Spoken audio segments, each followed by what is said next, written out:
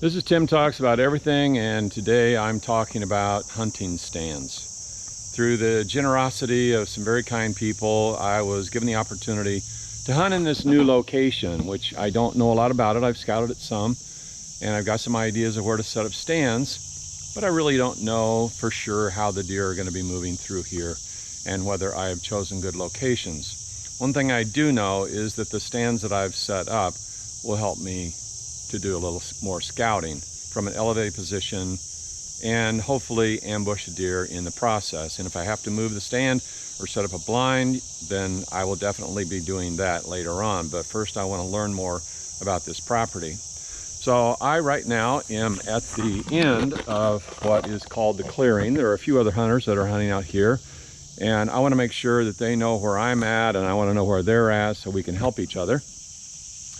So I'm at the southern end of the clearing, and this is my marker to let people know where I go in at, this little green ribbon here.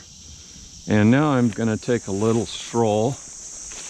I'm not really that far off the beaten path here, but I'm on my way to a location that I call Sissy Ridge. The reason I call it Sissy Ridge is because it's a tiny ridge. And granted, it's probably not even a ridge.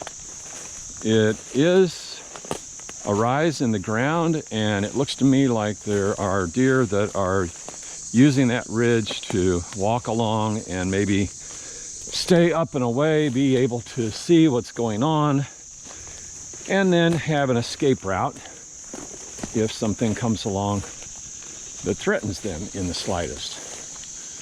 So you can see maybe in the distance that little bit of a ridge, a little rise in the ground, and there's a path on the very top of it. And it just seemed to me like that would be a good spot. I'd be nice and high up, and if nothing else, I can see what's going on. So hope you're watching with me, and I'll show you where my stand is, and we can you can evaluate whether you think I'm on the right track or not. And I don't mind if people comment at all. So here we go.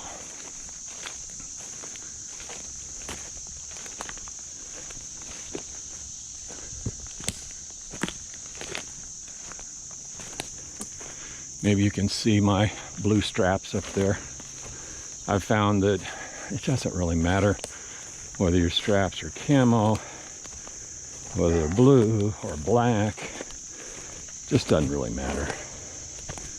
There are other things that matter a lot, but not that. Okay, here we are. We've got a little stream on the other side of this ridge.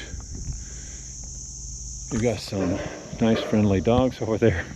150 pounds of muscle, and there's two of them. And you know, dogs, they always bring their weapons, their teeth and their claws. But I don't think they're going to bother me. In fact, I've met them, and at least I'm hoping that they remember me when I come out here in the dark, and they treat me kindly if they decide to come this far. So here we go. Here's the path that I was talking about that I believe the deer are moving along based on some tracks. And today I'm not seeing as many tracks as what I would like to see. Seeing more tracks over in what my other video shows in the swamp. But I like this little spot here, sort of a saddle between these two rises. And I think the deer are coming along here, but some are coming up this way, going out that way. So this little saddle, I think, might be a good spot. And it's just about right for me using my crossbow or me using my recurve. I'm hunting with a recurve with stone tips that I made. I didn't make the tips, but I made the arrows, and the fletchings are from turkeys that I killed and so on and so forth, you know. But anyway, I hope this produces. One way or another, it will produce. It will either produce a deer or it will produce the desire to move someplace else. But I like it. I think I'm going to continue to like it. And if nothing else, it's just a beautiful spot.